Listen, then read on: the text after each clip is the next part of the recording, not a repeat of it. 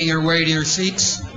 The rest of the program today will be in this room tomorrow morning, and we will be in a different location, which is in your program. I should mention that because these were late additions to the program, that Governor Warner and Senator Clinton will be speaking, and they will begin at 8 a.m. sharp tomorrow morning.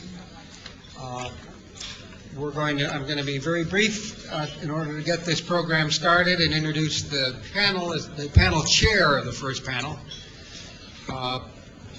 Samuel Berger is currently the chairman of Stonebridge International, a strategy firm that serves business and clients around the world.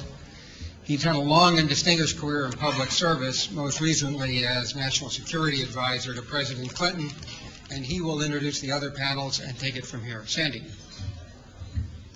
Thank you very much, Dick. Is this Dick? Thanks, Dick, and to Bob Kuttner, to Dick Leone, and John Podesta. Congratulations for assembling really quite an extraordinary group of individuals for the next 2 days. This first panel is on the topic, Is America Safer? The Bush Doctrine and National Security.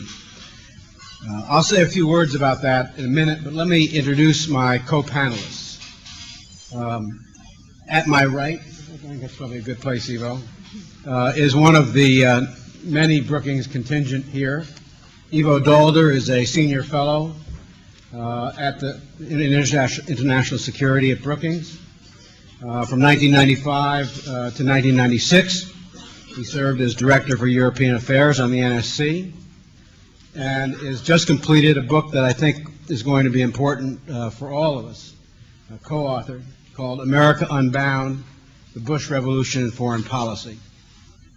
Ivo is a prodigious and thoughtful writer, as we all know. To my immediate right is Clyde Prestowitz. Clyde is the founder and president of the Economic Strategy Institute, which over almost 2 decades now has had a substantial impact on economic policy thinking in Washington. He is the author of something which could only be described as an oxymoron, which is a best-selling foreign policy book called Rogue Nation. Can I hold your book? Like Oprah? Yeah, Rogue Nation, there it is, available in your bookstores. American Unilateralism and the Failure of Good Intentions. I first met Clyde when he was served as a senior official in the Commerce Department in the Reagan administration. To my left, that's inaptly, is Susan Rice, also a senior fellow in foreign policy at Brookings. I diverted Susan from a meteoric career in the McKinsey Company in 1992 to come help us in the Clinton transition, from which she proceeded to become Senior Director of the National Security Council, Assistant Secretary of State for Africa, and served with great distinction in all of those capacities. On my far left is Bob Rubin. Bob helps run a bank in New York. He was a simple trader in the bond market, stock market, and somehow rose from that humble beginning to be co-chair of Goldman Sachs for a substantial period of time. Let's be a little imprecise about the dates here. In 1993, should have stayed in New York and been ridiculed. I don't get this opportunity often, Bob, in front of large crowds. From 1993, both as the first national economic advisor to the president, and then later with President Clinton and Larry Summers and the team he built. It is Bob Rubin who accumulated the $6 trillion surplus that this administration has squandered.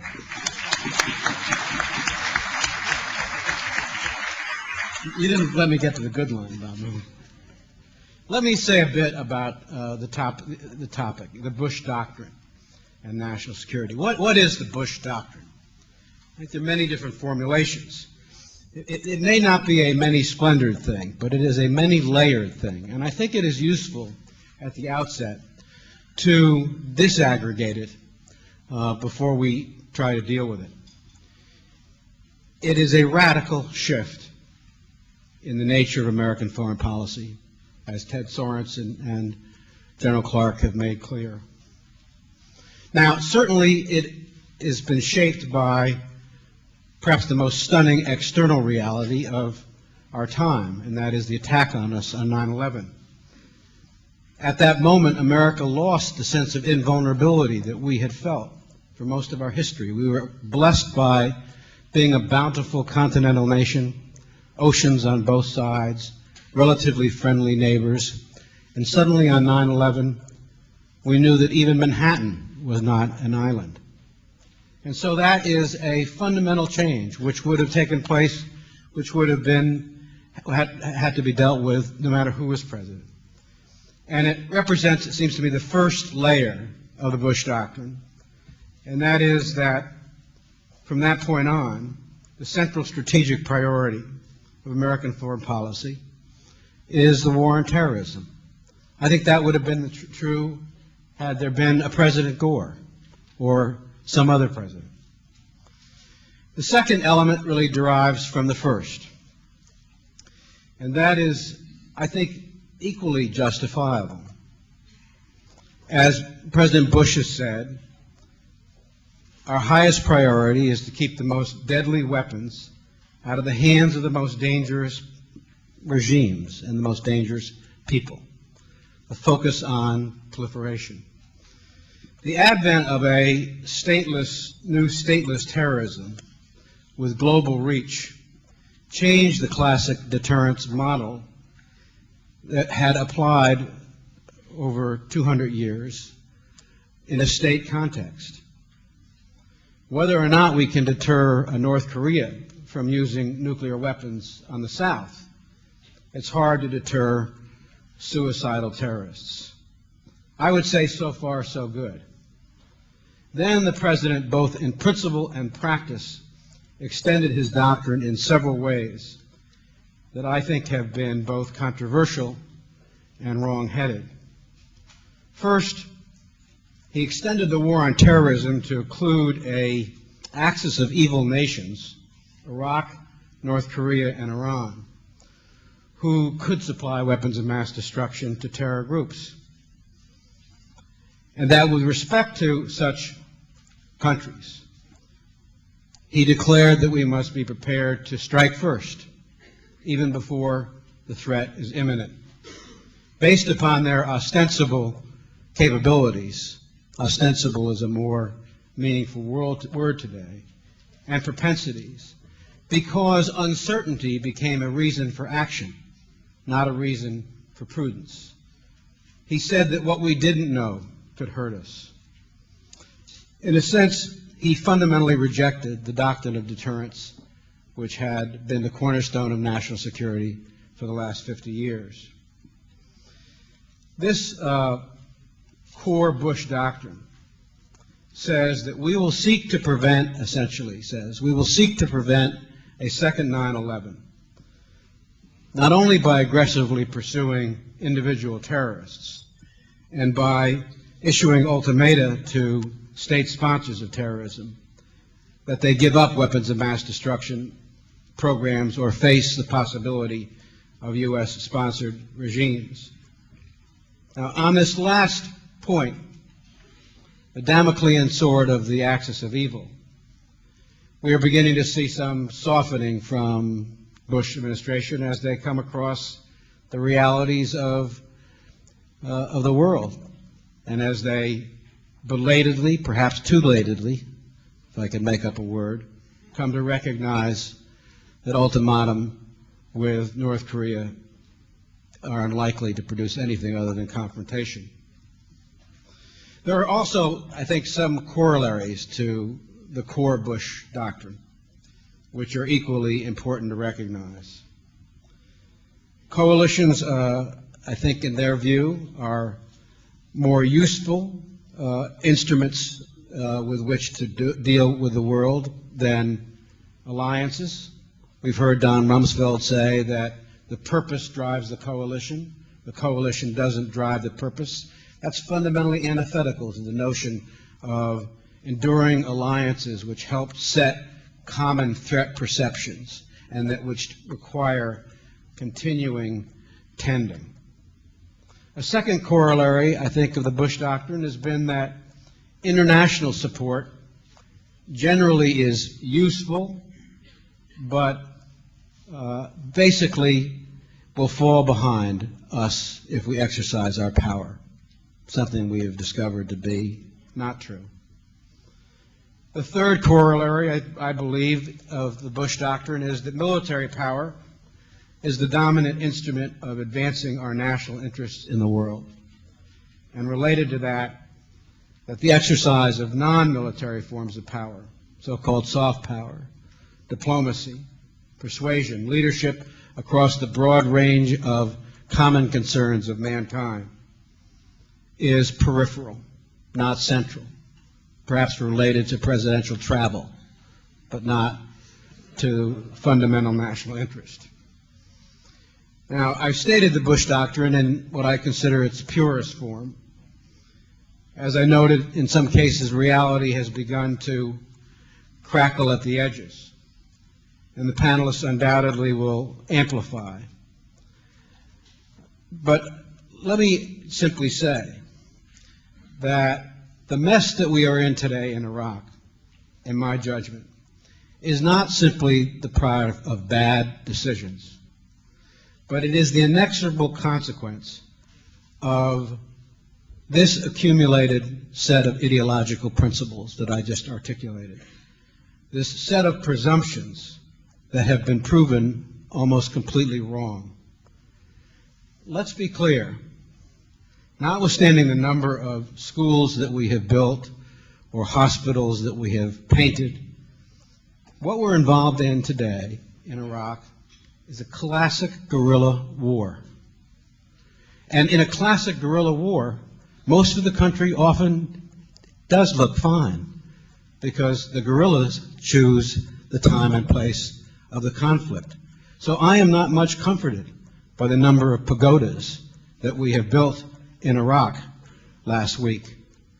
The fact of the matter is we're engaged in a classic guerrilla war. One might call it the Iraq War II, Chapter 2.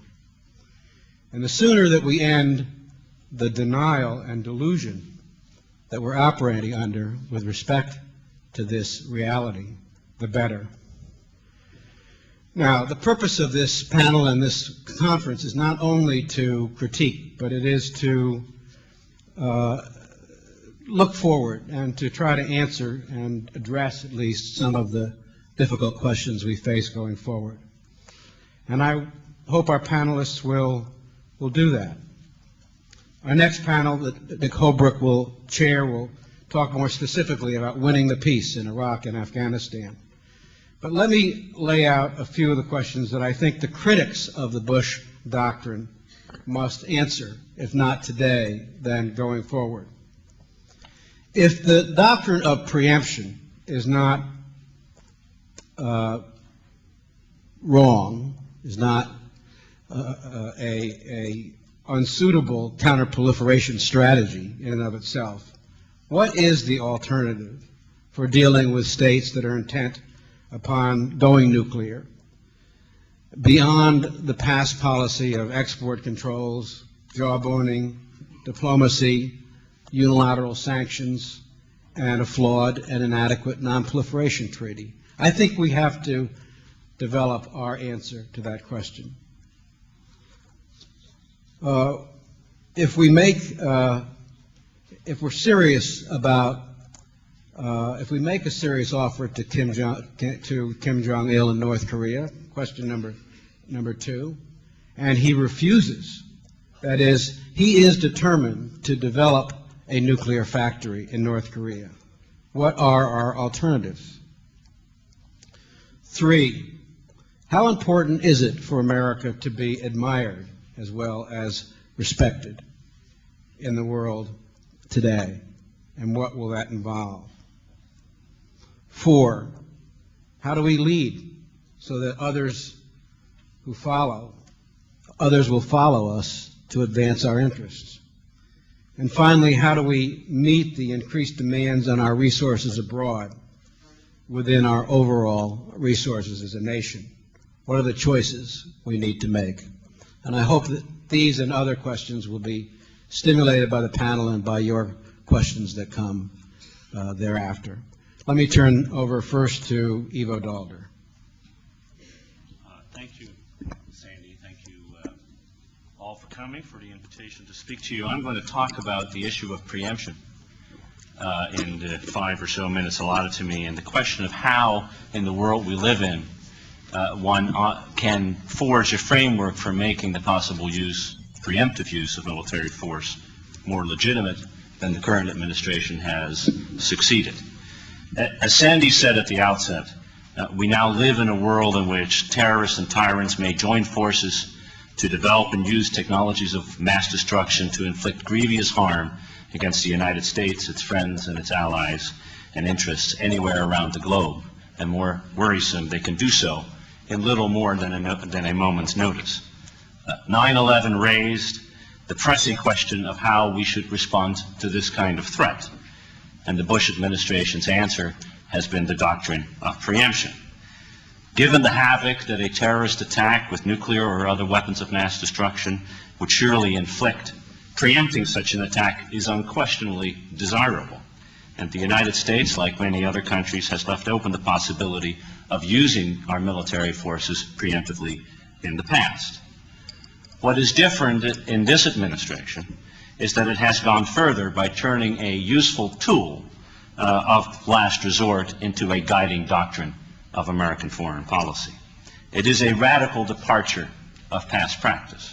Remember that in the years past, other presidents have faced the possibility and the question of whether or not to launch a war against a country that was acquiring nuclear weapons, be it the Soviet Union in the late 1940s, Cuba in 1962, or against China in 1964. At each instance, presidents confronted with that choice decided not to engage in preemptive, or in this case, preventive war.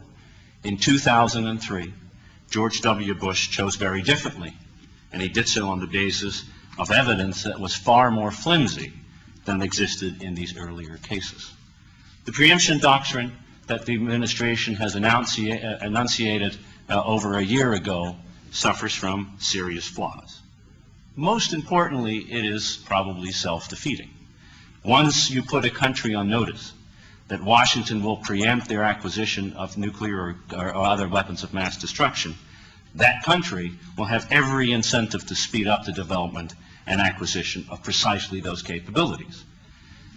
That, of course, is surely one reason why countries like North Korea and Iran have in recent years accelerated their nuclear program.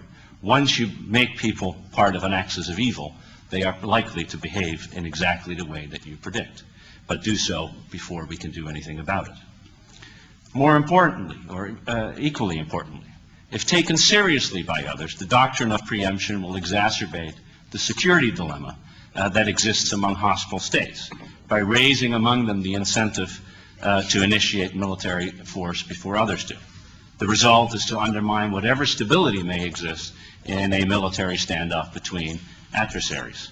Take the very real case of India and Pakistan, both nuclear powers with long-standing territorial and other grievances. Suppose tensions were to rise, as indeed in the past they have done with some frequency. Islamabad, fearing that New Delhi might try to preempt its quite vulnerable nuclear capabilities, will have a powerful incentive to strike first. India, knowing this to be the case, will have an equally powerful incentive to strike before Pakistan can.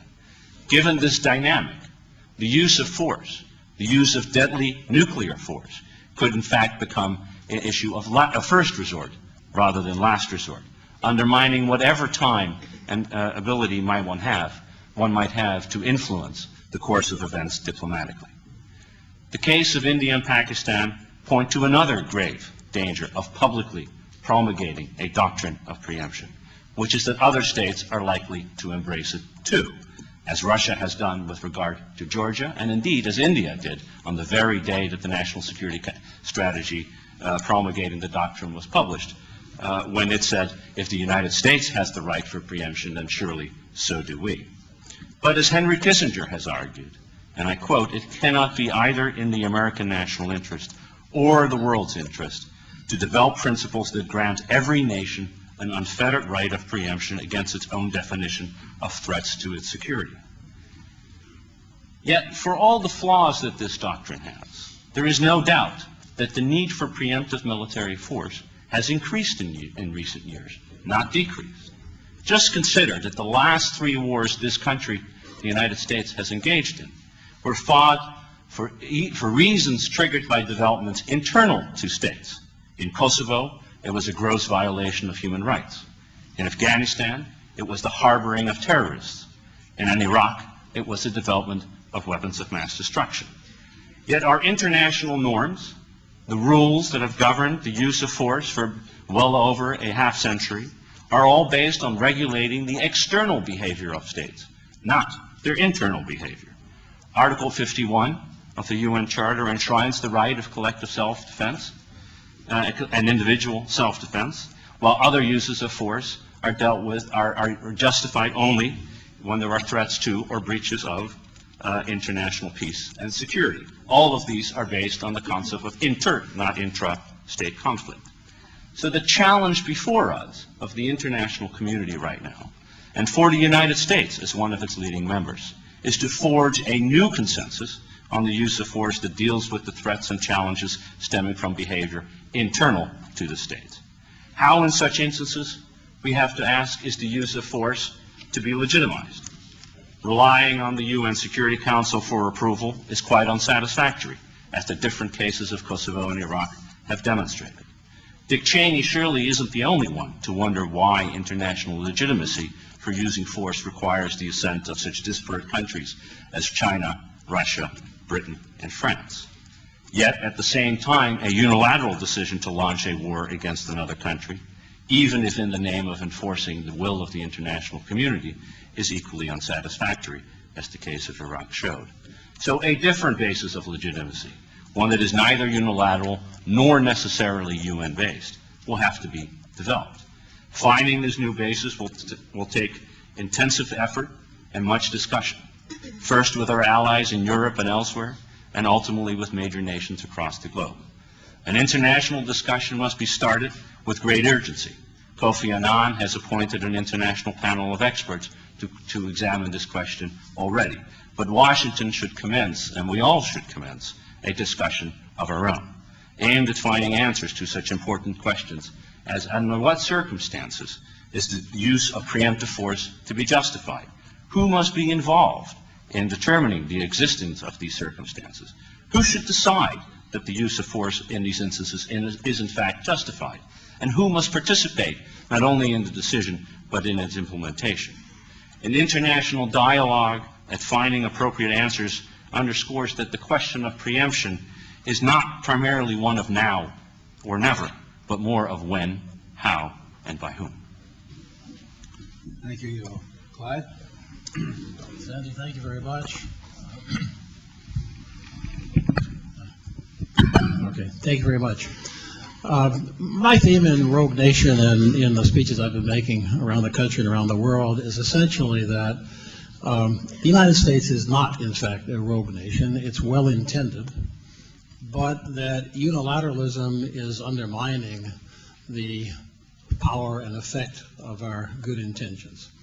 In fact, actually, at best, was candidate George W. Bush. You may remember in, I forget which debate it was, but one of the debates, he made this very interesting statement. If we are a humble nation, they will respect us. If we are arrogant, they will react against us. Absolutely right. Powerful as we are as a country, in an age of globalization, in an age of interdependence driven by technologically driven shrinkage of time and distance, we cannot achieve our own objectives, we cannot maximize our own security, we cannot maximize our own economic growth and welfare without friends, without allies, without people who are willing to cooperate with us. The cost of unilateralism is enormous, not just in terms of international security, not just in terms of lives, but also in terms of economic growth, in terms of treasure, in terms of the soft power that has been the hallmark of American influence in the world. I was struck last week when President Bush made his tour of Asia, going out to the APEC leaders meeting in Bangkok and then on to Australia. What struck me was the contrast between the president's trip and that of President of China, Hu Jintao. You remember that at the beginning of this administration, the comment was made that China is not a strategic partner of the United States, it's a strategic competitor. Now, actually, one of the silver linings of 9/11 has been that that attitude seems to have changed, at least for the moment. But what struck me about last week was the extent to which China has assumed the American role. Bush went out and stopped for 2 hours in each of the capitals along the way, isolated from the public, talked narrowly about security, about terrorism, pushed an American agenda focused on the war on terror. Hu Jintao went out and talked about, we want to invest in you. Let's do free trade. In fact, I was really struck by the fact that APEC was an American creation, the idea of which was to create a Pacific economic community with the United States in.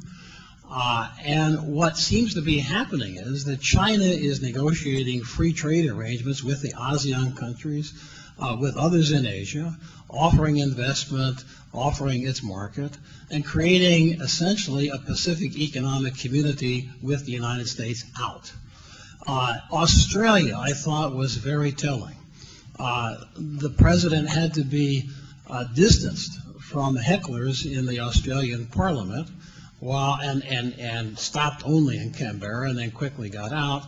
Hu Jintao made the grand tour, warmly received. So just this juxtaposition shows the hard to quantify but very real costs of American unilateralism, just from an economic point of view.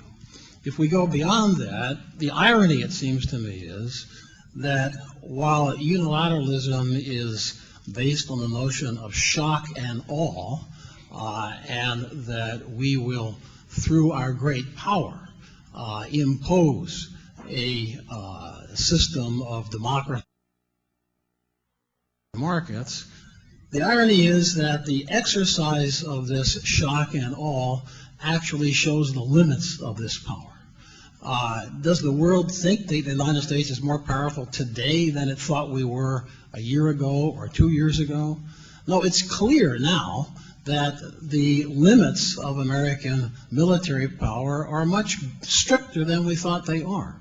It's clear now that the ability of the United States to rally the international community, to pull in behind it support for its economic objectives and for its political objectives is less than was thought a year or two ago. And so the great irony is that if you ask yourself this question, are we safer today than we were 2 years ago? The answer has to be no. Thank you. Susan?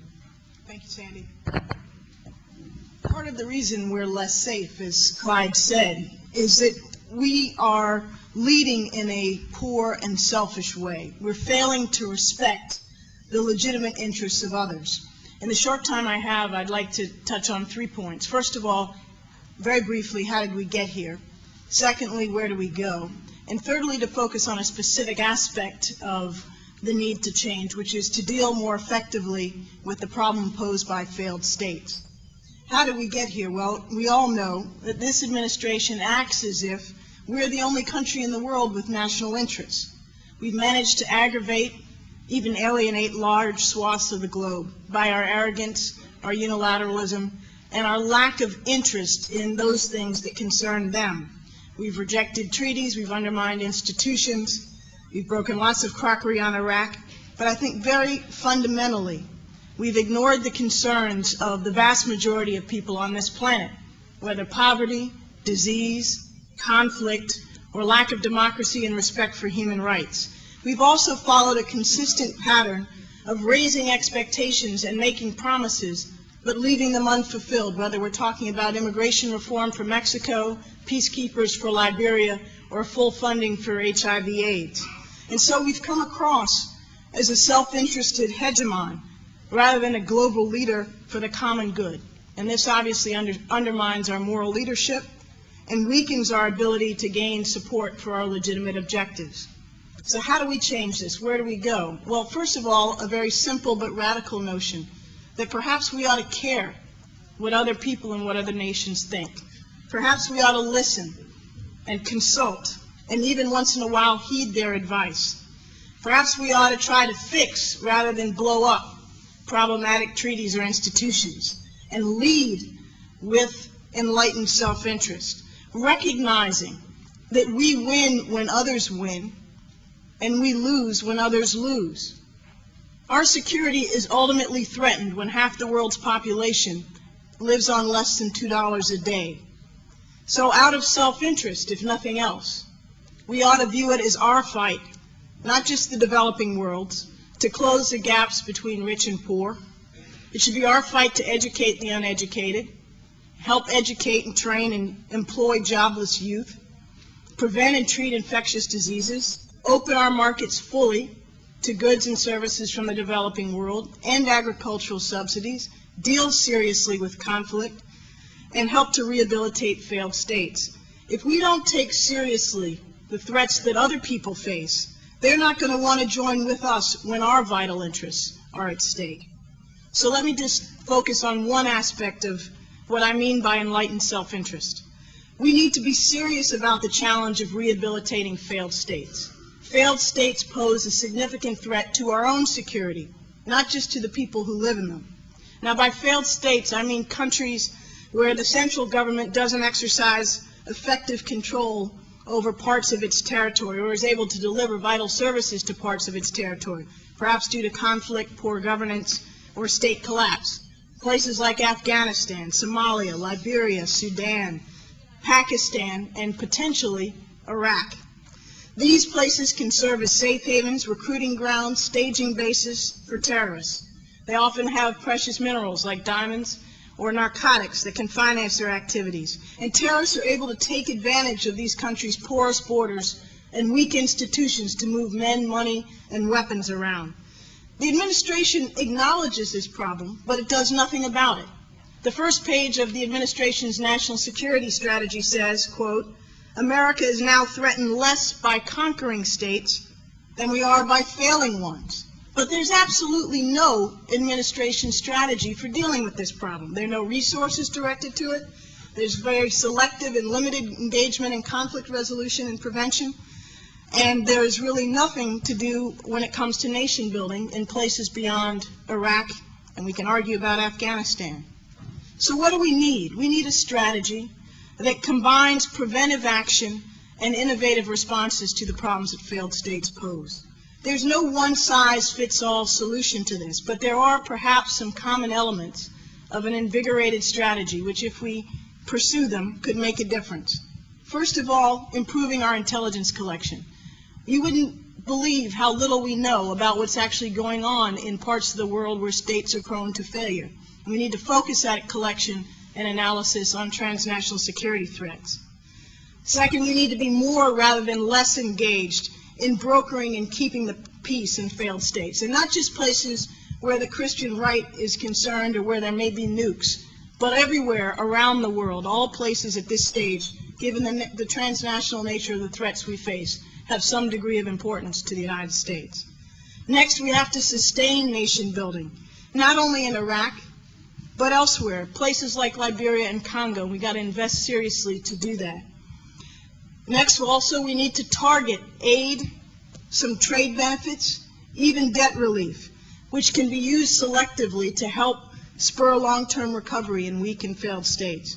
And finally, we even need to contemplate providing, in certain circumstances, targeted counterterrorism assistance to failed states that may be in very dangerous neighborhoods.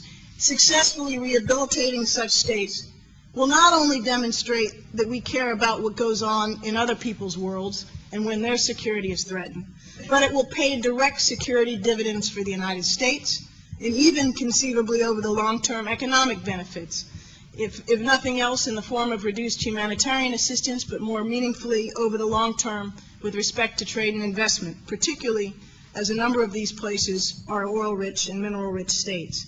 So let me just wrap up and say, obviously the challenges we face are tough, but as Clyde and others have said, to the extent we can have strong partners working with us to face these challenges and secure our interests, we will be more effective. But in order for countries to want to follow us and work with us, and in order for us to protect our interests, we need to lead differently. That means more justly, more openly, and more generously. And obviously we can do it if we only have the will and the wisdom to change. Thank you.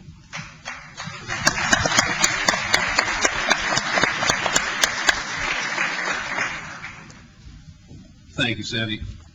I was asked to comment briefly on two objectives in the economic arena. One, a strong American economy, and secondly, building a bit on Susan's comments with respect to combating global poverty. Let me start with the U.S. economy. We have enormous advantages, but if we're going to realize the potential that we have got to make sound policy choices, and if we make the wrong policy choices, then that can lead to real difficulty. Within the limited time that we have, I'm going to focus on only one issue, and that is the unsound, long fiscal position of the United States government, which is a serious threat to our economic well-being. In January 2001, the Congressional Budget Office, bipartisan, projected a 10-year surplus of $5.6 trillion. Recently, Goldman Sachs and Company projected a 10-year deficit of roughly $5.5 trillion. That is a deterioration of roughly $11 trillion, which, if you adjust for comparability of methodologies, is $9 trillion, and that's the number to keep in mind, a $9 trillion deterioration. The tax cuts in 2001 and 2003, assuming, as their proponents argue, that the cuts scheduled to expire will instead be made permanent, and including debt service, account directly for 1/3 of that $9 trillion deterioration, and account directly for over 50% of the deficit projected for the next 10 years. Furthermore, indirectly, the effect was even greater because those tax cuts, at least in my judgment, undermined the fragile political consensus that had developed around fiscal discipline. The first thing you learn in introductory economics is that supply and demand determine price. The government's fiscal deficit is an important part of the demand for capital and therefore in determining interest rates, as agreed by virtually all mainstream economists. More specifically, when the federal government borrows, the pool of savings available for private investment shrinks, and the price of that capital, interest rates, will rise. The deficits that matter, however, are not current deficits, but rather expectations about future fiscal conditions, since those are the conditions that are most relevant to the buyers of 5- and 10-year bonds that are central to our economy and also to mortgage rates. Thus, short-term deficits can, under many circumstances, be used in response to a strong economy. The problem is long-term structural deficits, which is what we have now created in this country. The timing of the effect of projected long-term deficits, though, is complicated. When private demand for capital is sluggish, interest rates will be low, and markets will focus very little on long-term fiscal conditions, and that's been the case in the last 3 years. Once private demand for capital becomes robust, that will collide with the government's demand for capital to fund deficits. Markets at some point will focus on future fiscal conditions, which in this case are substantial long-term deficits, which will get worse as each year passes because of the increasing rate of retirement of the baby boomer generation, and interest rates will rise substantially. Moreover, the increase in interest rates can be even more severe if the markets begin to believe that we are in true fiscal disarray and that the government is likely to rely, or may possibly rely, on inflation rather than the restoration of fiscal discipline to deal with the problems that it has created. In addition to the high likelihood that with substantial deficits we will have substantially higher and deeply threatening interest rates, As evidenced in the morass in the early 1990s, unsound fiscal conditions can become a symbol in people's minds, in the public mind, of a more general sense that we have lost control of economic policy, and that can have a serious undermining effect on consumer confidence and business confidence, which is exactly what happened in the early 1990s. Finally, unsound fiscal conditions greatly reduce the flexibility of our economy to respond to emergencies. For example, a strong fiscal position enabled us to deal with the tragic attack of 9/11 without risking a sharp increase in interest rates or a sharp adverse impact on our economy. Furthermore, our long-term fiscal mess will increasingly reduce the ability of the United States government to respond to and deal with the issues that the American people want government to respond to and deal with, including national security. Repairing this enormous damage and avoiding the tremendous threat that it poses to our future economic well-being and our national security will take increased revenues, discipline on expense, and entitlement reform. And in my view, all of that will only be accomplished by our political leaders coming together in some sort of bipartisan process to take joint responsibility for the very difficult political decisions that are very difficult both politically and substantively, that will have to be made. Let me make, within my allotted time, only two comments on the second issue, our imperative self-interest, as Susan said, in combating global poverty. Firstly, aside from being a moral issue, though I think it is a very serious moral issue, in today's tightly knitted world, problems of drugs, illegal immigration, transnational environmental problems, the spread of disease, and much else can reach the industrial countries far more readily from countries where poverty prevents these issues from being dealt with effectively. And impoverished people, as Susan suggested, are more likely to feel alienated and to provide havens for terrorists and also for those who are seeking to foment political instabilities in countries that are of critical importance to us. Secondly, we spend roughly 0.12% of our GDP, of our economy, on foreign assistance in all forms. In a world where, as Susan said, the World Bank has estimated that roughly 50% of the global population lives on less than $2 a day, and roughly 20% lives on less than $1 a day. Even if, as now proposed, foreign assistance is increased, that still is only to something like 0.14% of GDP, which is a small fraction of what our self-interest should lead us to do. In my judgment, that is a priority that needs to be changed dramatically. The reconciliation between this imperative to far more substantially fund combating global poverty and my prior fiscal discussion lies, number one, in having sensible priorities, and number two, in having adequate revenues to meet our national security needs within the context of a sound fiscal regime. The conclusion I draw from all of this is on the critical issues that I have mentioned today and on many others. Our future economic well-being and our future national security are heavily dependent on a dramatic change in policy direction. Thank you.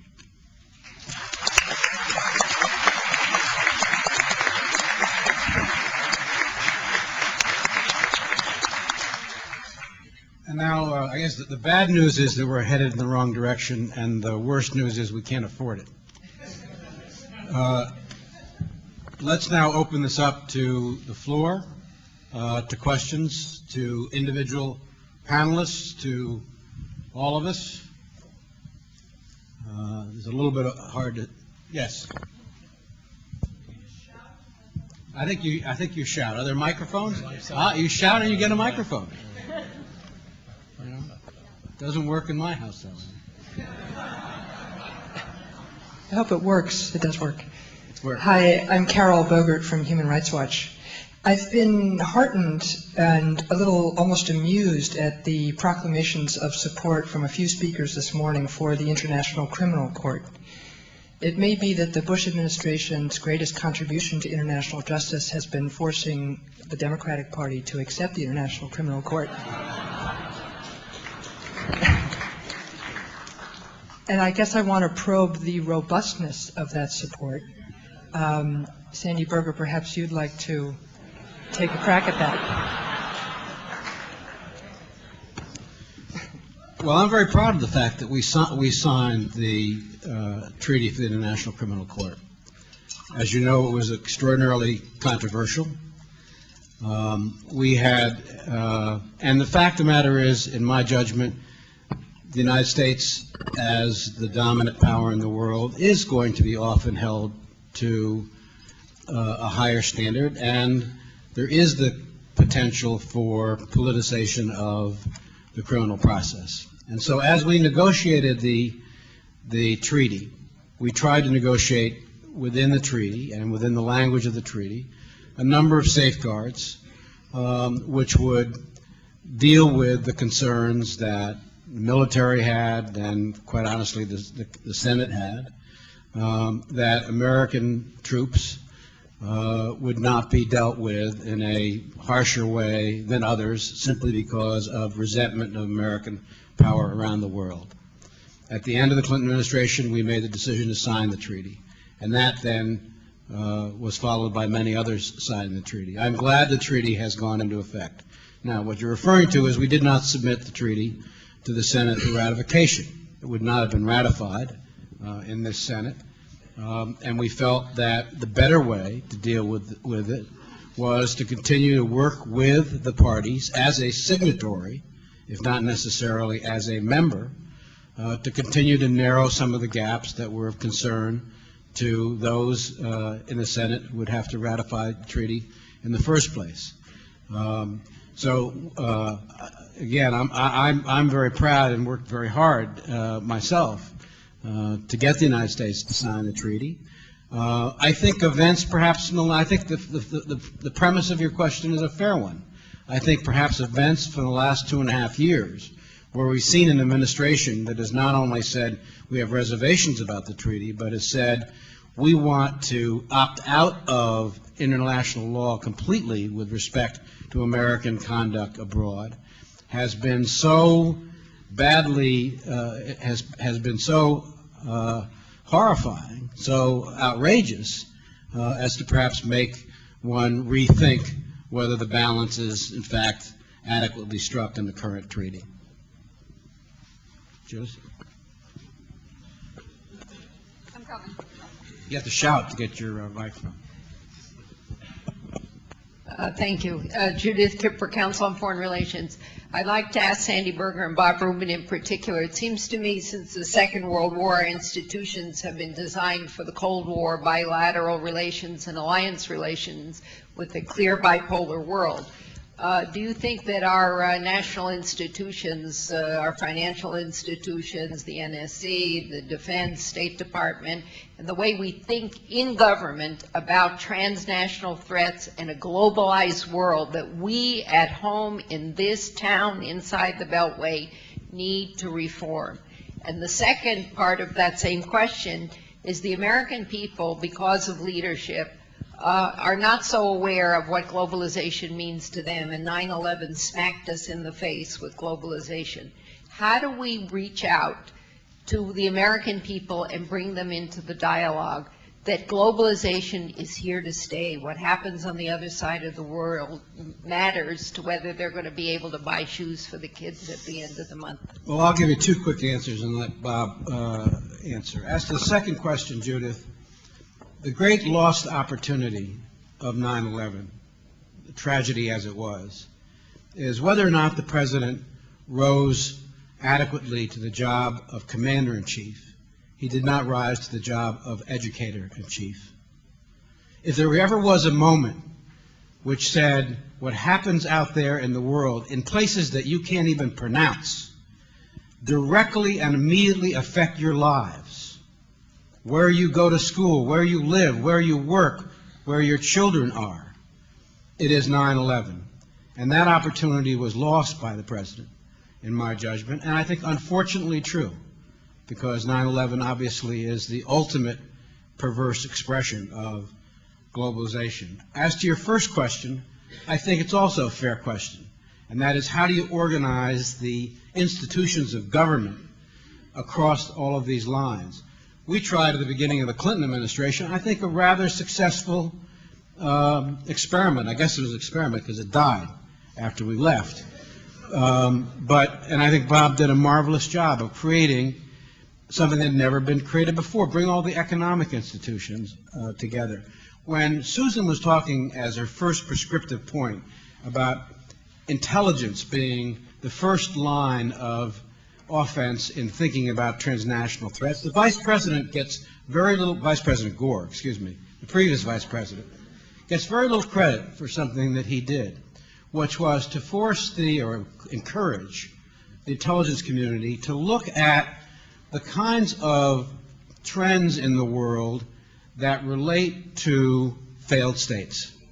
And for the first time, and with great excitement, the intelligence community was looking at deforestation and water issues and other things which correlate highly with failed states. And so I do think there are institutional changes needed. Bob? Yeah, I'll take the questions in order you asked them. On the first one, the question of whether we need to be organized somewhat differently, your organization now has, Council of Foreign Relations has this geoeconomics center, and if I understand its underlying principle, it is basically that we are going to have to think differently in government about the unity, which President Clinton talked about in the 92 campaign, actually, about foreign policy and economic policy coming together and having people trained to do that and having institutions within government that cross these lines. And as Sandy said, I think we actually did a reasonably good job in our administration in crossing lines within a structure that wasn't designed for that purpose. But I think that reform of that structure to more accurately reflect that reality would be useful. On your second point, I remember President Clinton saying to me once that one of his greatest disappointments in time he was in office was that he wasn't able to more effectively convey to the American people the great value of trade to their well-being. And I think it is a great challenge for all of us. I agree with something Sandy said. I think that 9/11 did create a different opportunity for our political leaders to do that. And it seems to me we're falling far short of what we could do in terms of using that opportunity to explain to the American people all of these dynamics in terms of how what happens in the rest of the world affects us. I happen to know that there's somebody trying to organize a group of foundations to begin a well-funded public education campaign on this very issue. And so far they've not been successful raising the money, but I do think our political leaders have an unusual moment in time to try to do that, and I think the media could do a great deal more should they choose to do it. I think it's an imperative that it be done. Other questions? Gentleman over here.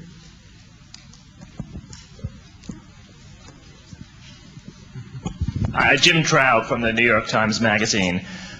Susan Rice said we need to be serious about the challenge of rehabilitating failed states.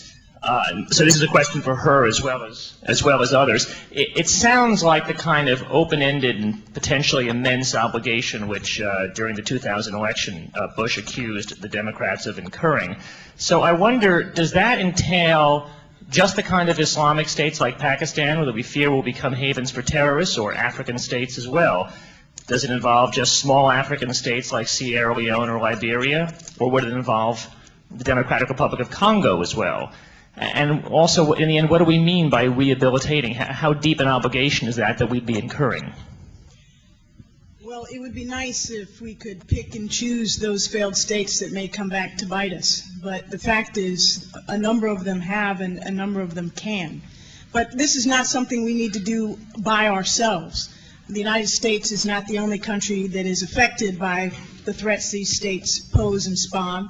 And so there is, I think, a very critical role for other developed countries to play, for countries in the regions in which these states reside to play. And so, in effect, yes, we have to talk about Africa, parts of Africa, not just Pakistan.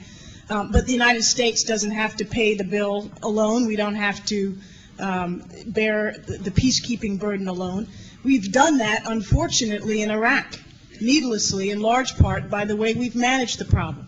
And so we are proposing to spend in Iraq in a little more than a year, double what we spend on the entire rest of the world with respect to foreign assistance. That's arguably a bit out of whack. If we took a portion of that and recognized that first and foremost we have some preventive challenges, the opportunity to try to deal with conflicts before they get far out of control. Secondly, that we have a diplomatic role to play once they have broken out, and can be much more energetic about that in partnership with the UN and other countries. And thirdly, when in fact the thing is gone over the edge, there is a role for the United States in partnership with others through the United Nations and through regional organizations to lend a role in peacekeeping and post-conflict reconstruction. But even in places like Liberia, where arguably the United States has the greatest historical ties and the world is looking to us, we needn't do that alone, and we needn't do it even in, spend more than 50% of the resources. We're spending virtually 80 or 90% in places like Iraq. We can do it for a lot less if we do our share and if we bring others along with us. Clyde, you want to say something? Yeah, I did. I think we need to look at that question and maybe a little bit more broadly, and also in terms of doing no harm. I was in Mexico 2 weeks ago and just happened to have a conversation with Angel Garcia, the former Mexican finance minister, who made this very interesting comment to me. He said, there's another weapon of mass destruction that you Americans aren't paying attention to. It's just south of your border, and it's about to explode. And he was, of course, talking about the situation in Latin America. And you think about Mexico, which is critical to our national security. The Mexican economy is not succeeding. NAFTA, for all of the good that it has done, is not really answering Mexico's problems, partly because we're not fulfilling the obligations of NAFTA ourselves, and partly because NAFTA, while a good step forward, was not a complete step forward. We didn't do with Mexico what the EU, for example, did with Portugal and Spain when it brought them into the European Union. Or let's take a look at Bolivia. We have a drug problem in the United States, and we attempt to deal with it by stamping out the coca crop in Bolivia. This deprives Bolivian peasants of the only livelihood they've had for 2,000 or 3,000 years. They then throw out the democratically elected government and become a breeding ground, potentially, for drug terrorists and others as Bolivia fails as a state. It would really help if we would deal with our drug problem honestly and sincerely domestically. That doesn't require aid, it doesn't require money, it just requires willpower. Bob, you want to add one word? Yeah, Jim, you phrased your question as obligation. I think I would have framed the question differently and said our self-interest. Next question. Yes. I just want to briefly follow up on the globalization question. I was recently asked to speak to a bunch of AU undergrads, American University undergrads, because they knew that I'd served at Treasury under you, Mr. Secretary, and I believe that our trade policies were correct, and I tried to defend them, but as a humble English major, I was not as good. So to follow up on that question and the educating of the American people, how, especially in this democratic elected year, do we help educate our populace that our trade promotions, GATT, NAFTA, and globalization is good for us when everybody's looking at the unemployment rate and the manufacturing job decline? I think there's, number one, I think it is going to be a very central issue, at least rhetorically, in next year's campaign. And I think it is complicated. Unfortunately, trade is a very complicated issue because the dislocations are obvious and they're visible, and the benefits, which I think overwhelmingly net out as a plus, are diffuse and seldom recognize the benefits of trade. And I think somehow or other we have got to find a way to far better, as you use your word, educate the American people about what trade does. And I think political leaders can do it if they would, but I think in an election year that's probably relatively unlikely. And therefore I think other efforts need to be made, and I think there are some people who are trying to figure out how to get the funding for such an effort. Sandy, you have any comment? Well, the only comment I would make is that I think towards the end of the Clinton administration, the president began, and certainly has in many of the speeches he's given since, to, I think, articulate better both the bright side and the dark side of globalization. And I think that for too long we worshipped at the altar of globalization. We all know it's inexorable, it's happening. But we also know that the burdens and benefits are not shared equally, that there are positive benefits of globalization that we need to cultivate, and there are bad effects of globalization, including increased disparity, that we have to deal with. And I'm not sure that the globalization argument, the equity argument, can proceed detached from the trade argument as we go forward in the first decade of the 21st century. If I could just add to that quickly. I mean, I think that American consumers instinctively know the value of trade because they soak up and revel in all kinds of imported products. And it's not too hard to demonstrate to the vast American public of consumers that they have a higher standard of living because they're able to get Toyotas and Sonys and what have you. But the real issue here, in my view, is surely, as Bob Rubin said, the winners outnumber the losers in globalization and in trade, but there are losers. The big fallacy in the United States has been that we neglect the losers because we tell ourselves that trade is a win-win solution, and thereby we neglect the displacement. The opposition to globalization comes from people who are losing their jobs. And the answer to that is to have a serious program of addressing the costs of displacement. Remember, President Bush imposed these steel tariffs on the steel industry, on steel imports, right after he was elected. That was an attempt to deal with the problem of lost jobs in the steel industry. It would have been easier and less expensive to the U.S. economy to simply buy out the steel industry. The market capitalization of the entire U.S. steel industry at the time was about $2 billion. You could do that for 2 days of Iraq. Buy it out, pay off the workers for the rest of their lives, and you won't have any opposition to steel imports.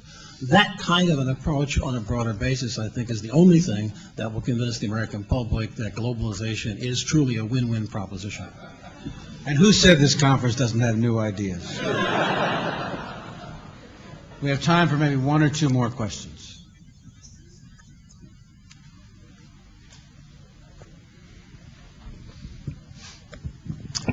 Hello, my name is Gary Bevins from the Bevins Group, and I sort of have a question. I guess it's for Susan, or maybe the other. How do our approach to Islam? Mahathir is changing. Islamic evangelism is going to grow in Malaysia. It's already spreading in Indonesia. President Bush sort of showed how naive, not only of himself, but the American public is in his visit in Indonesia and Bali with a group of Islamic moderates when he was confronted with the fact there's a great amount of hostility in the Islamic world towards America. And yet, we don't really know how to approach it. We talk about a war, a religious war, which only serves to inflame these passions. Yet as a country, we don't know really how to deal with or reach out to moderate Islamists. So it's a question that's very difficult. It's mixed up with terrorism financing. And so I'm just asking you, what are some ideas as to what we can do to sort of tone down, reduce the heat, and reach out to the 1.2 billion Islamic people in the world?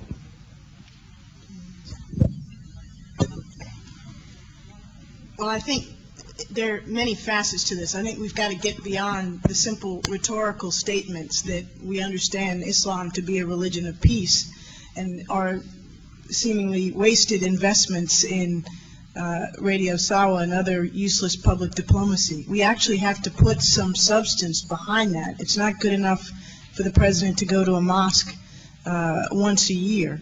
We actually have to show through some of the steps I was talking about real concern for the issues that affect people all over the world, and in particular people in the Muslim world. They are in poverty. Half their youth are coming to adulthood without any job prospects. They live under often repressive regimes that we are viewed as coddling.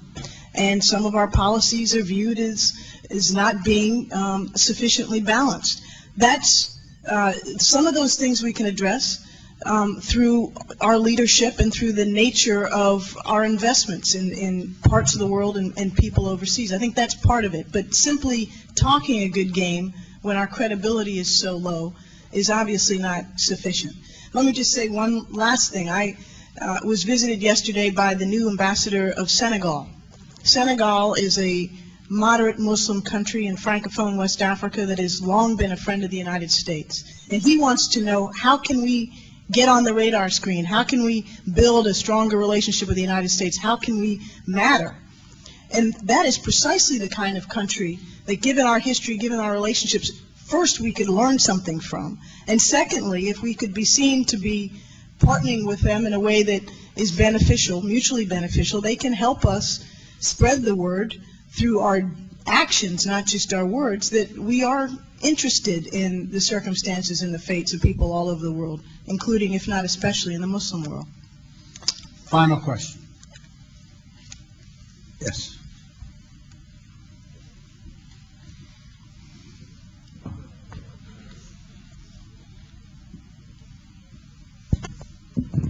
Wall Street's giving obscene amounts of money to the Bush re-election campaign.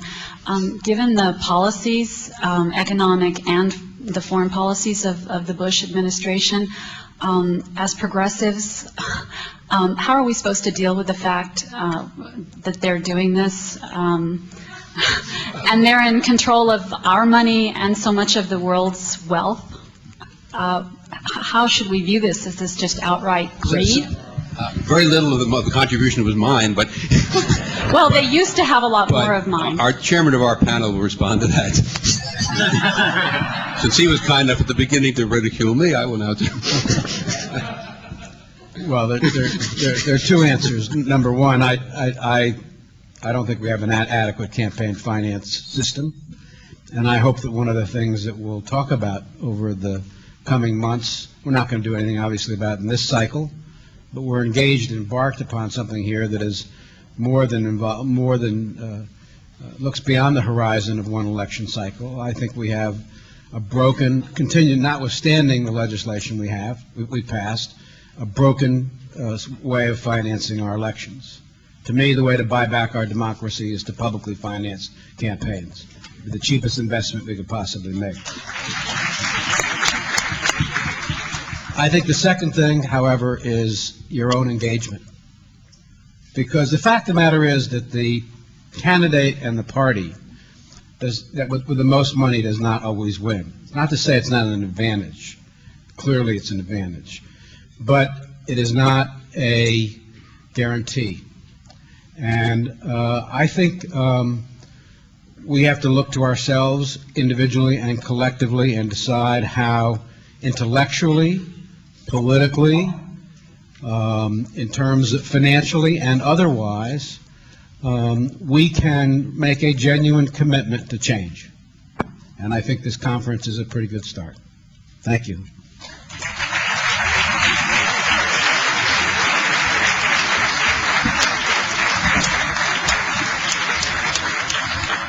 Thank you.